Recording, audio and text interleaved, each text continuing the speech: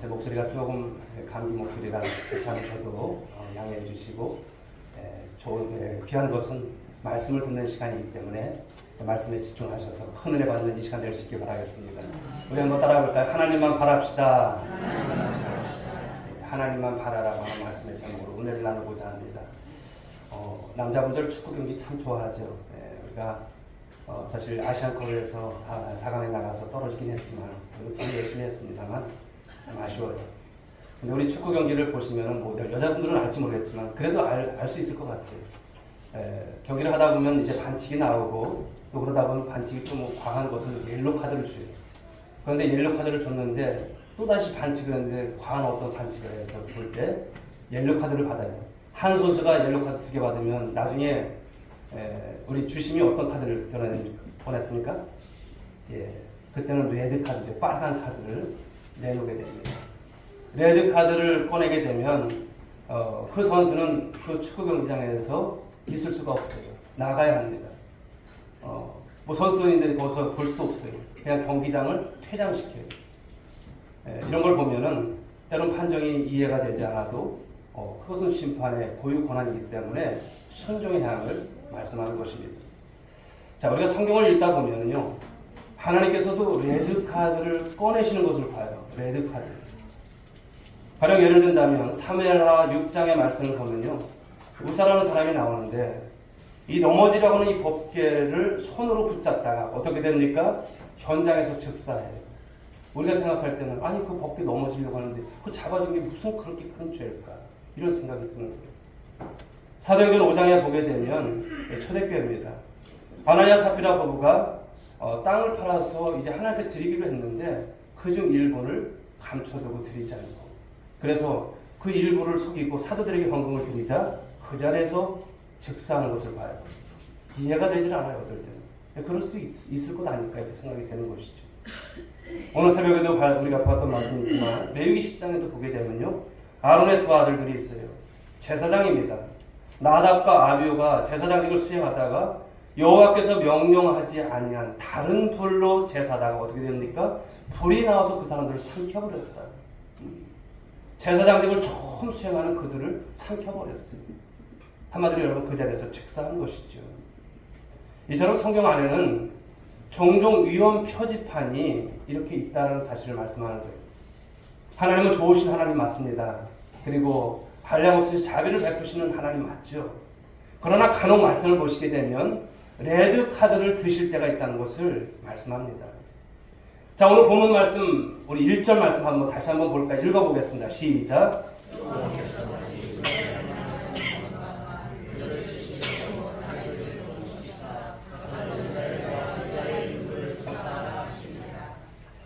하나님께서 진노하시고 계시지만 그 진노의 이유가 분명하지 않아요.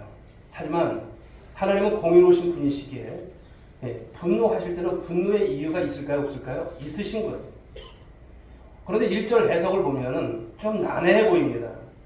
다윗을 격동시키사 이렇게 하잖아요. 하나님께서 다윗을 격동시켰다면 그 죄에 대한 원인 제공을 하나님께서 하신 것처럼 이렇게 보여져요. 그런 뉘앙스입니다. 그런데 성경은 성경으로 해석해야 맞아요. 역대상 21장의 말씀을 보시게 되면 1절의 말씀을 한번 보실까요? 거기에 보면 다르게 표현되어 있어요. 이 본문의 말씀이 역대상에 있는 말씀인데요. 한번 읽어보실까요? 시작.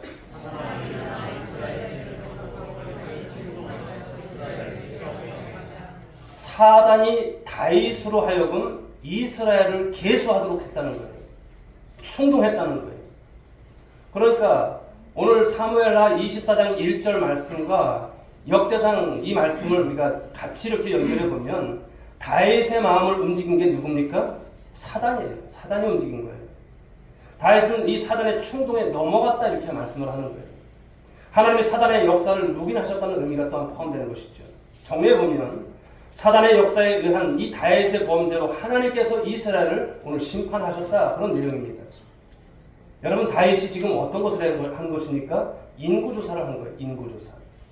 명확한 이것이 왜 죄인지를 볼 때 그 자체만으로 볼 때는 죄는 아닌 것 같아요. 그렇죠? 인구조사한 게 뭐 잘못이야 이렇게 생각할 수 있어요.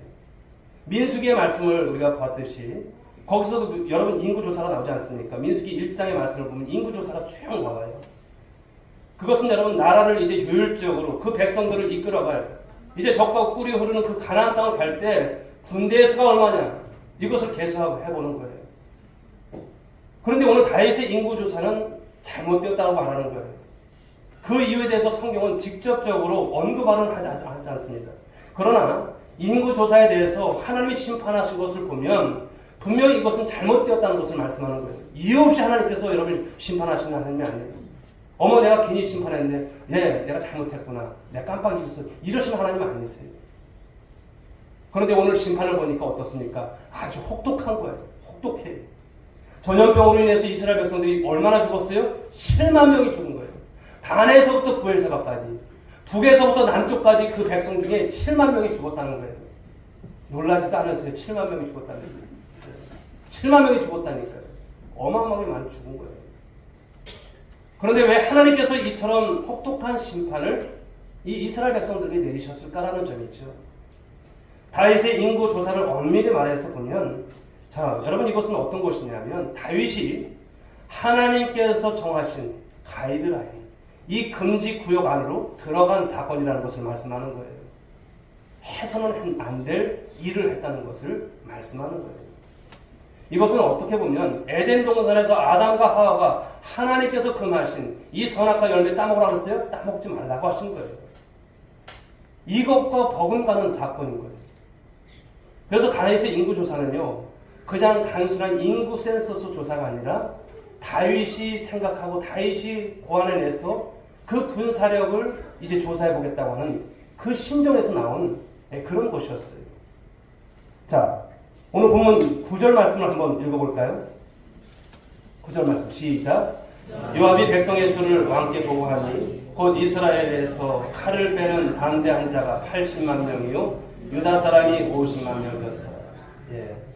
자, 이 정도 여러분 도합 몇입니까? 130만이에요. 우리나라 군대가 지금 60만이 좀 안 되더라고요. 130만. 어마어마한 숫자예요. 당시 고대 사회에서 이만만의 어떤 여러분 이 군사력을 갖췄다는 것은 대단한 것이죠.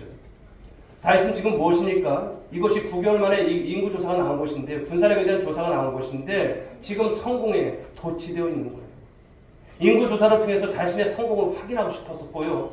왕국이 얼마나 큰가를 확인해보고 싶었었던 거예요. 다르게 이야기한다면 내가 얼마나 대단한 왕인지 너희들 봤지? 이것을 자랑하고 싶었던 거예요. 그런데 여러분 이것이 어떤 것입니까? 이것이 겸손입니까? 아니에요. 교만인 거예요. 교만. 성경은 사단이 다윗의 마음을 충동한 것이라고 오늘 지적하고 있어요. 여러분 사단은 우리 신앙생활을 늘 방해합니다. 여러분들이 잘 되는 것을 보기를 원하지 않아요. 가장하여서 그럴싸하게 해서 잘 믿는 것처럼 하지만 그러나 하나님을 결국은 여러분은 어떻게 합니까? 반역하게 한다는 것입니다. 사단이 그것이 주 역할입니다. 사랑하는 여러분, 교만이 왜 무서운 것일까요? 교만, 그저 뭐 할 수 있는 것 아닐까? 그것이 아니에요. 여러분, 그것은 하나님께 대한 반역이기 때문에 이 교만이 무섭다는 것입니다. 사람들은 여러분 성공의 척도를 이제 재개될 때 무엇을 따지길 좋아할까요? 숫자를 따지길 좋아해요.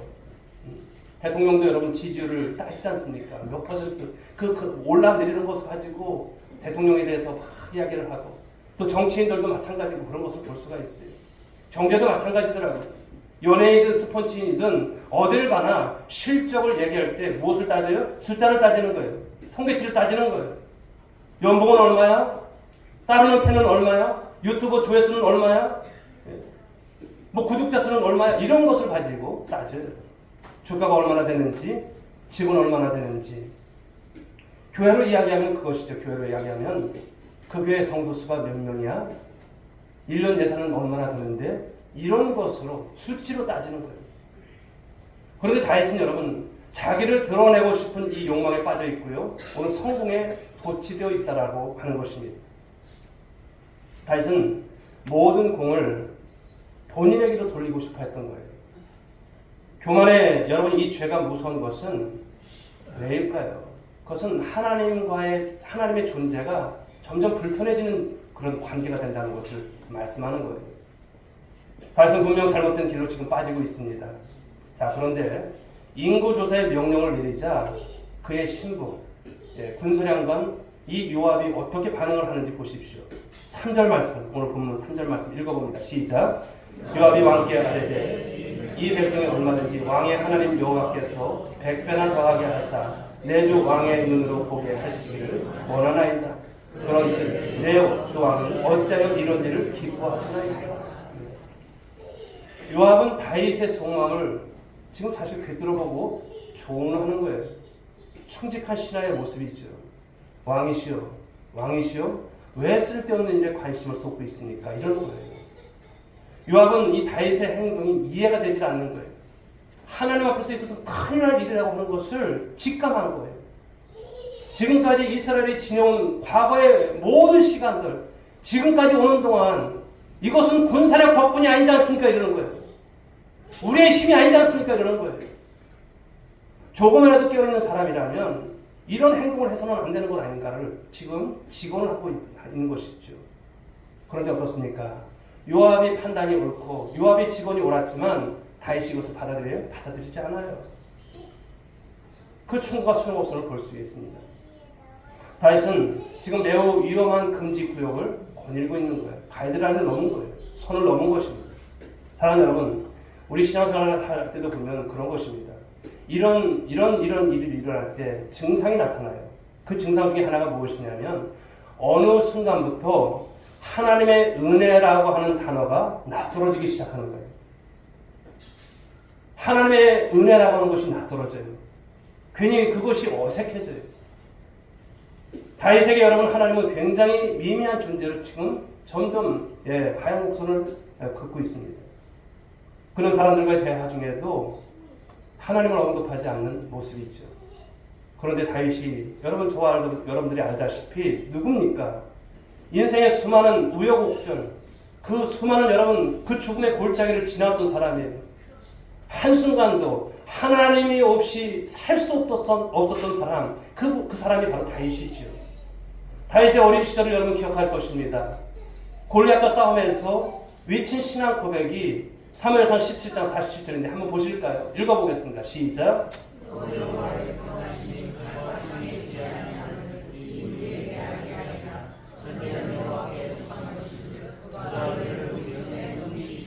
아멘. 여호와의 구원하심이 칼과 창이 있지 않다는 것을 말하고 있어요. 하나님이 도우시면, 하나님께서 함께 하시면 너희를 우리 손에 넘기실 거야 하는 이런 신앙 고백을 가졌던 다윗이 지금 여러분 인구조사를 한다는 거 맞지 않는 거예요. 앞뒤가 맞지 않는 거예요. 소련 다윗은 실로 여러분 막대기 하나만 갖고 지금 여러분 골리앗 앞에 서 있어요. 적장 골리앗 앞에. 누가 봐도 다윗은 그를 상대할 체급이 아니에요. 그러나 하나님은요, 이 어린 소년 다윗, 그 작은 물맷돌로 골리앗을 쓰러뜨림을 오늘 나타내 보이지 않습니까? 그렇습니다. 전쟁은 누구한테 속한 것입니까? 여호와께 속한 거예요. 하나님께서 개입하시게 되면, 하나님께서 여러분의 인생에 개입하시게 되면 지는 것 같아도요, 이기게 하실 줄 믿으시기 바랍니다. 바로 이런 싸움인 것을 말씀하는 거예요. 그런데 다윗에게 지금 어떤 일이 일어난 것입니까? 변질이 일어나는 거예요. 늘 말씀드리지만 신앙은 변화가 되어야지 변질이 되어서는 안 될 줄 믿으시기 바랍니다. 여러분들의 신앙이 늘 변화되어서 성화의 과정을 통해서 하나님 앞에 닮아가는 그 모습, 우리 그리스도의 장성한 분량에 이르기까지 닮아가는 모습이 되어야 하는 것이 맞는 거예요. 그런데 지금 다윗은 어떻습니까? 변질이 되고 있다는 거예요. 변질. 인간이 교만한 순간 하나님을 의지하지 않는 모습이에요. 인간의 추락은 자신의 힘을 의지하게 될 때 일어나는 것을 말씀합니다. 인간은 여러분 실패로 망하는 것이 아니라 무엇으로 망합니까? 이상하게 성공할 때 망하는 것을 많이 봐요. 성공할 때. 왜 그럴까요? 하나님보다 자신이 가진 것을 그때부터 더 의지하는 거예요. 더 의지합니다. 결국 오늘 다윗은요, 넘어서는 안 될 선을 넘어섰다라는 것을 말씀하는 거예요. 다윗이 군사의 수를 세웠다라고 하는 것은 곧 무엇을 말합니까? 하나님에 대한 불신이에요. 하나님에 대한 반란이에요. 더 이상 하나님을 의지할 필요가 없다라고 하는 이 착각에 빠지게 된 것을 말씀하는 거예요. 이것이 여러분 다윗의 인생에 있어서 크나큰 실수를 말씀하죠. 밧세바 사건도 큰 사건이지만 인구조사는 그것을 더 훨씬 더 웃도는 사건임을 말씀하는 것이죠. 인구조사는 여러분 하나님에 대한 전면적인 배반이고 하나님의 은혜에 대한 전면 부정의 사건입니다. 다시 여러분 생각해보면, 우리가 잘 생각해보면 어떻습니까? 여기까지 어떻게 왔습니까? 그 수많은 전쟁에서 그가 싸움을 통해서 피를 흘렸던 그가 여러분 하나님의 전적인 도우심을 기대하고 나갔던 그의 삶이었어요. 그런데 지금 보면 어떻습니까? 하나님보다 군사력, 숫자를 세보고 앞으로 내가 어떻게 살아가야지 될까? 뭐 이런 생각들. 하나님보다는 군사력이었습니다. 더 신뢰하는 것이죠. 요압은 겁도 없이 금지 구역 안으로 들어간 바로 이 다윗의 모습을 보면서 주군이었던 다윗에 대한 마음 어땠을까 생각을 합니다. 얼마나 그가 깜짝 놀랐을까 생각을 해봐요. 이러고 볼 때 지금 다윗은 무엇을 바꾸는 걸까요? 예배의 대상을 바꾸고 있는 거예요. 예배의 대상. 그 예배 중심 자리에 자신이 지금 앉아 있는 거예요. 하나님 자리에 다른 것을 앉히는 것보다 위험한 일은 없어요. 우리 사형리 여러분 해보신 분들은 알지만 우리 마음 안에, 우리 심령 안에 의자가 있는데 거기에 내가 앉아 있는 것은 이것은 신앙이 아니에요. 그러나 세상 사람들은 다 그렇지 않습니까? 자기가 신이에요. 자기가 하나님이에요. 그렇지만 우리의 이 중심에 이 의자에 누가 앉아 계셔야 됩니까? 예수 그리스도. 우리의 왕이신 그분이 앉아 계실 때 이게 진정한 신앙이죠. 이것이 그분을 의자는 삶인 것입니다. 그런데 다윗은 언제부턴가 뭐 그 시기적인 것은 안 나와 있지만 언제부턴가 자기가 하나님 밑에 가고 있는 모습인 거예요. 사랑하는 성도 여러분 권력이라고 하는 것은 이처럼 사람의 뇌를 바꾸는 것을 참 많이 봐요.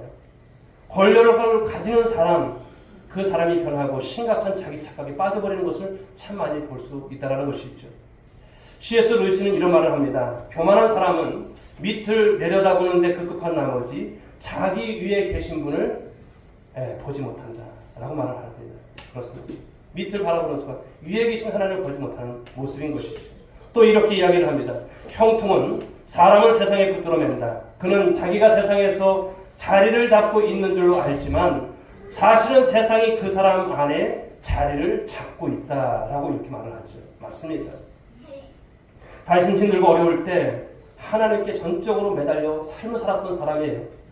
그의 지난날의 삶을 돌아보면 한순간도 하나님에게서 그 시선을 떼지 않았던 사람이에요. 오직 하나님이에요. 오직 하나님을 바라보았던 그의 인생이었어요. 그러나 이제는 어떻습니까? 자신이 하나님 되어가는 거예요. 하나님 없이도 살아갈 수 있다라고 하는 큰 착각에 빠져있는 다윗의 모습인 거예요. 하나님보다 어떻습니까? 더 높아져 있는 다윗입니다. 바로 이것이 성공이 가져다주는 끔찍한 신앙의 변질인 것을 말씀하는 거예요. 여러분 사람들이 무엇을 착각할까요? 어떤 것에 착각을 여러분 일으킬까요? 내가 이만하면 살 수 있다고 하는 생각이 지배할 때 착각이 일어납니다. 내가 가진 것을 절대화시키고요. 그것을 자꾸만 의지하려고 합니다. 무기와 군사의 수를 세는 것, 은행의 잔고를 알아보는 것, 뭐 그 자체가 나쁘다고 하는 것이 아니에요. 그러나 문제는 무엇입니까? 이것을 하나님보다 더 의지하는 거예요. 거기에 빠지는 거예요. 이것이 나를 살릴 것처럼 생각하는 거예요. 그런데 여러분 인생의 스리슨 실패를 맛보고 나서 보면 세상 것 아무것도 여러분 부질없는 거예요. 다. 그것 의지할 것이 얼마나 헛된 것인가를 나중에 깨닫게 되는 것이죠. 아이들을 보면 아주 어릴 때는 엄마가 한순간이라도 없으면 어떻습니까? 불안해하죠. 지금도 저는 왜 어려서 그 생각이 자꾸만 나는지 모르겠어요. 어머니가 장날 이제 적성에 장을 나가시면 그 동네 어귀까지 나와가지고 6살 때 그렇게 울었대요. 엄마 올 때까지. 그 생각이 나는데 참 그런 것 같습니다. 그때는 그런 것 같아요. 그런데 그런 아이가 사춘기가 되면 어떻습니까? 엄마하고 같이 있는 게 싫은 거예요. 소풍 따라갈까? 가고 싶었나요? 뭐 그런 이제 한 사춘기가 뭐 한 6학년 때부터 온 것 같은데 운동에도 오지 말라고 그렇게 말하는 것을 보고요. 그리고 또 그 시기가 지나서 더 크게 되면 어떻습니까? 부모의 곁을 떠나려고 몸부림을 치는 것이 자녀들 모습이 있죠. 그럴 때 부모의 심정이 어떨까요? 섭섭한 것입니다. 인간의 내면에는 이런 탕자의 기질이 다분히 있는 것 같아요. 어려울 때는 하나님을 부르짖는 그 기도의 소리가 있었지 않습니까? 여러분 그럴 때 어떻습니까? 어려울 때 정말 우리가 삶에 있어서 정말 큰 고난을 겪을 때 그 기도의 소리는 달랐을 것입니다. 내 삶이 절박한 것이 있을 때 호흡하는 순간마다 입에서 누구를 찾았을까요? 하나님을 찾았어요. 그래서 저는 어떨 때 가끔 새벽 기도 안 나오신 분이 새벽 기도의 자리에 나오면 덜컥 겁이 나요. 또 어떤 일이 있으신가. 그런 생각이 들어요. 그런데 어떻습니까? 조금만 허리 펴지고 숨 쉬어지고 살만하면서부터 성도의 여러분 신앙이 변질되는 것을 참 많이 봤어요. 변질이 됩니다. 그래서일까요? 인간이 물질적 풍요로 인해서 하나님께 더 가까이 나갔다는 이야기는 여러분 들어볼 수 없다는 것을 말씀합니다. 사랑하는 여러분, 하나님은 우리를 형통하게 하십니다. 우리를 사랑하십니다. 우리가 잘 되기를 원하세요. 그런데 잘 되고 형통한 그 이유가 문제라는 것입니다. 인간의 번영이라고 하는 것이 나쁘다는 것이 아니에요. 형통이라고 하는 것이 나쁘다는 것이 아니에요. 그런데 번영이 오고 형통이 올 때 하나님으로부터 자꾸만 멀어지는 것, 이게 문제라는 것을 말씀하는 거예요. 배가 부르면 나도 모르게 어떻습니까? 기도가 약해져요. 배가 부르면 기도가 약해져요. 이렇게 말씀을 했는데 여러분들이 그것을 깨달으셔야 돼요. 내가 왜 기도가 약해지는지 한번 생각해 보십시오. 나중에는 어떻습니까? 기도할 생각조차 하지 않아요. 내가 있어야 할 자리를 여러분 생각하지 않아요. 즉 성공과 번영이 하나의 종교처럼 되어지는 모습이죠. 사람이 얼마나 여러분 쉽게 잘못한 길로 빠지는 쉬운 존재인가를 보면요. 그렇습니다. 하나님 이번 이 사업 확실하게 한 번만 밀어주세요. 이런 기도 드릴 수 있잖아요. 그러나 이런 기도는 여러분 굉장히 위험한 기도입니다. 우리가 여러분 꿈에라도 착각하면 안 되는 것은요. 내 실력으로 지금까지 살아왔다고 여기는 것. 내 실력으로 여기까지 지금 내 이 자리까지 왔다고 여기는 것. 이거 굉장히 위험한 거예요. 하나님 없이도 살 수 있다고 생각하는 거 큰 착각인 거예요. 우리가 신앙생활 하면서 기도의 여부는 사실 큰 문제는 아니에요. 기도 못할 수도 있어요. 그것을 탓하는 것은 아니에요. 그러나 가장 심각한 것이 무엇일까요? 하나님을 의지하지 않아도 내가 살 수 있다고 하는 태도죠. 함께 예배를 드리면서도 우리가 어떻습니까? 하나님 없어도 아유 내가 그냥 살아가는 것이지. 구색 맞추는 신앙입니까? 아닌 거예요. 하나님의 은혜가 오늘 여러분들 가운데서 중단이 되면 어떨까요? 어떤 일이 일어나는지 장담할 수 없는 삶을 우리는 살아갈 수밖에 없는 것 아닙니까? 그런 태도의 중심에 자신이 하나님이 되어질 때가 참 많다는 것을 말씀합니다. 하나님께서 분노하시는 바로 대목이 여기서 나오는 것이죠. 하나님의 은혜로 살아온 신자, 이런 태도를 가지면 하나님은 참을 수 없어서 우리 가운데서 그러한 진노를 내리시는 것을 우리가 명심해야 할 줄 믿습니다. 결국 여러분 오늘 다윗은요 이것으로 해서 끝난 것이 아니죠. 다윗이 어떻습니까? 자기 자신의 잘못을 말씀을 이제 하반절에 가서 보게 되면 깨닫게 된다는 것이 귀한 말씀이죠. 자, 오늘 본문 16절 이후에 17절 말씀을 한번 읽어보겠습니다. 시작.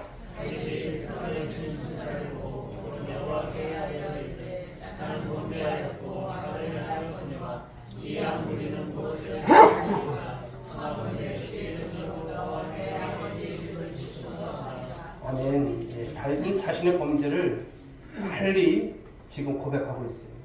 죄가 깨달아졌을 때 제일 여러분 잘하는 게 뭘까요? 빨리 회개하는 거예요.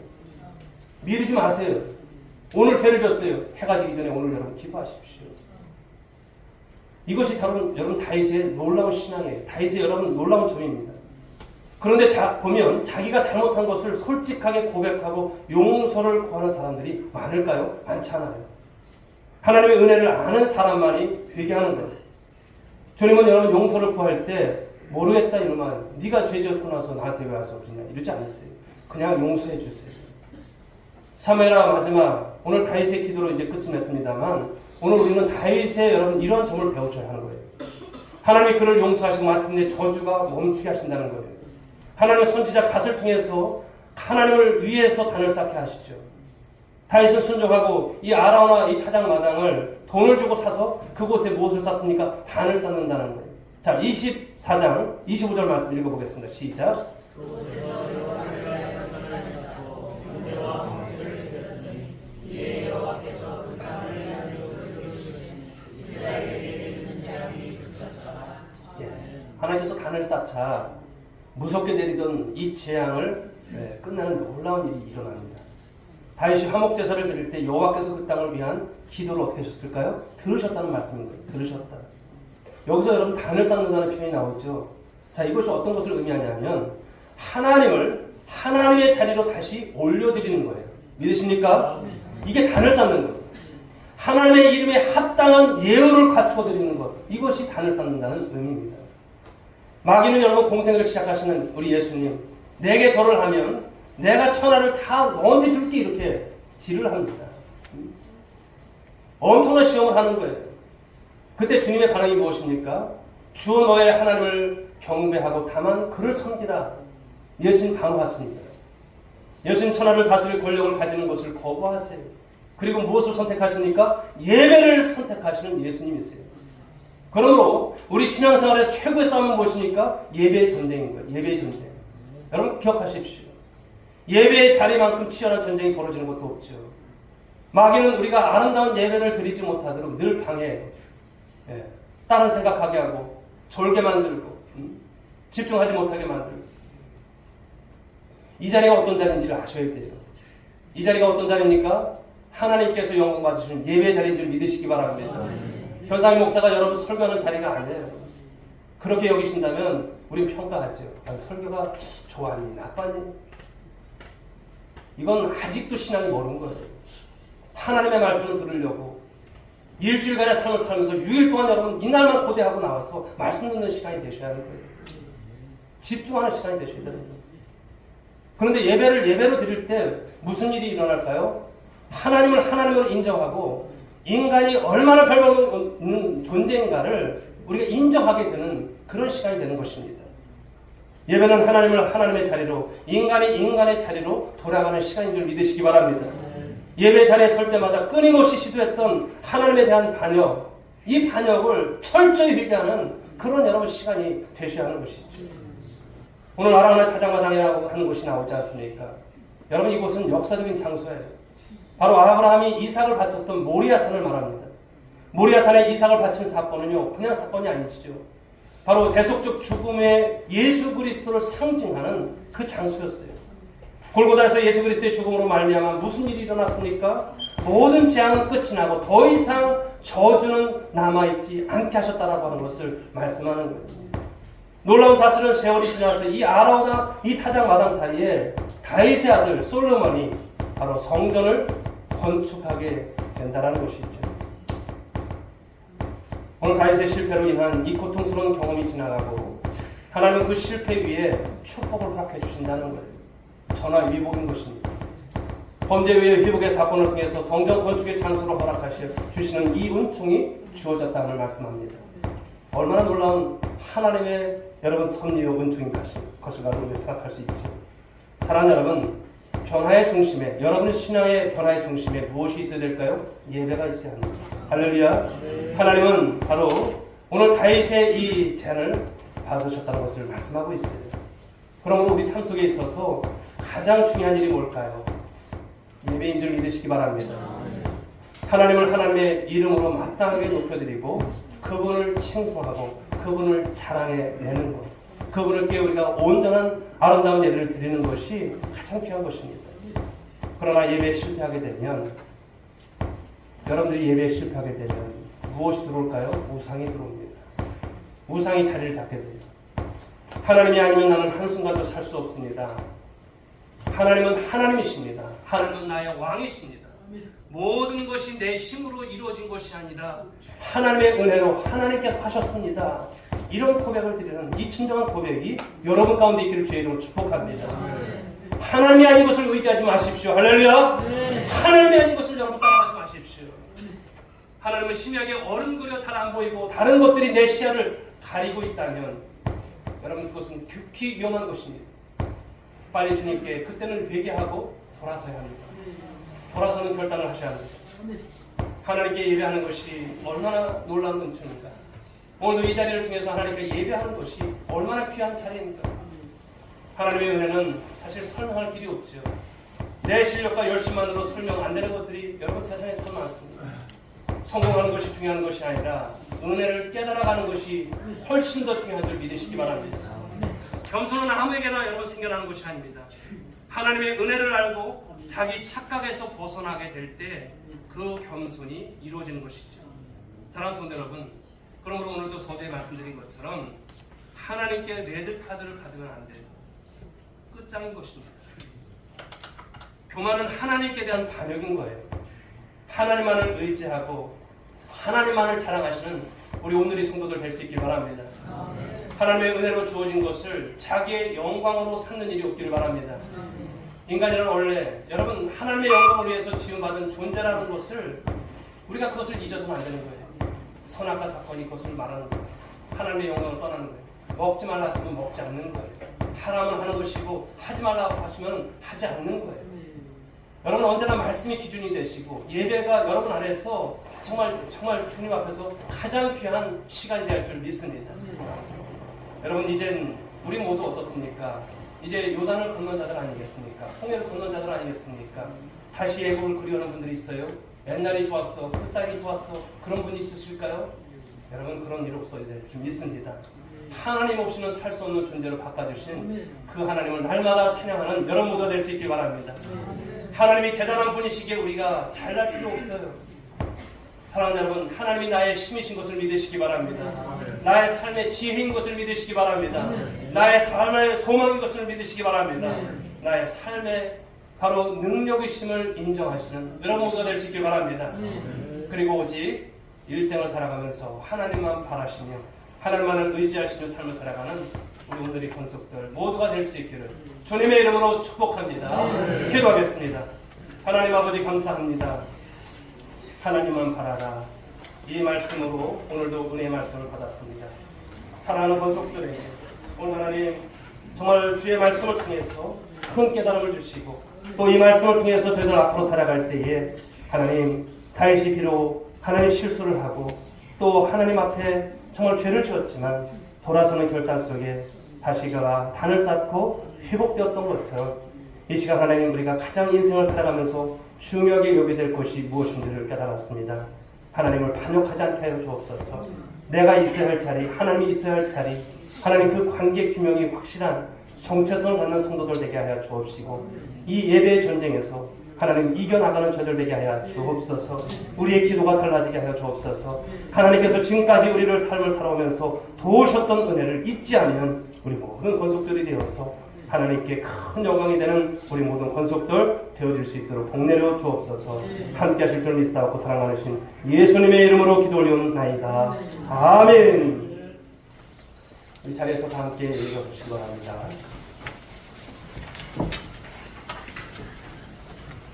옆에 분들에게 한번 말씀해 주세요. 하나님만 바랍시다. 예배에 승리합시다. 꼭 그렇게 살아갈 수 있기를 간절히 소망합니다. 주님 다시 오실 때까지 수고를 드리겠습니다.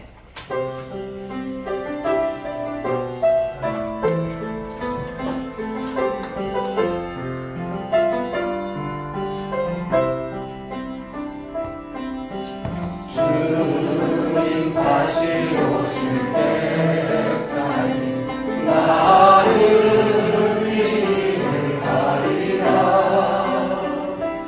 좋은 눈 좋은 길 나의 십자가 지고 나의 다른 길을 끝에서 나는 주님을 보리라. 영광의 내 주님 나를 맞아주시니. 두 손 들고 주님 다시 오실 때까지 나는 일어나 달려가리라. 주의 영광 온 땅 덮을 때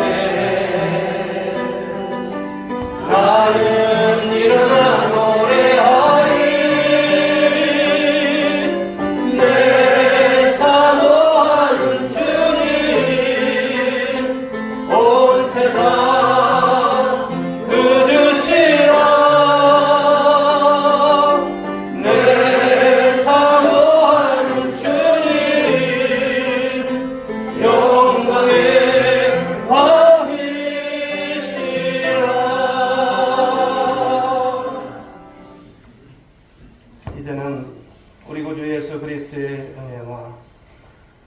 아버지의 극진하신 살아가심과 성령님의 감화 감동으로 충만하시는 정의 오늘도 하나님을 바라며 우리 하나님 앞에서 예배하는 인생으로 우리 하나님 앞에 그 은혜를 떠나지 않는 인생으로 살아갈 것을 다짐한 사랑하는 권속들 한 사람 한 사람 머리 위에 저희들의 가정과 자녀와 일터 위에 이 서천 땅과 이 민족 위에 지금으로부터 영원 무궁토록 함께 있을지어다.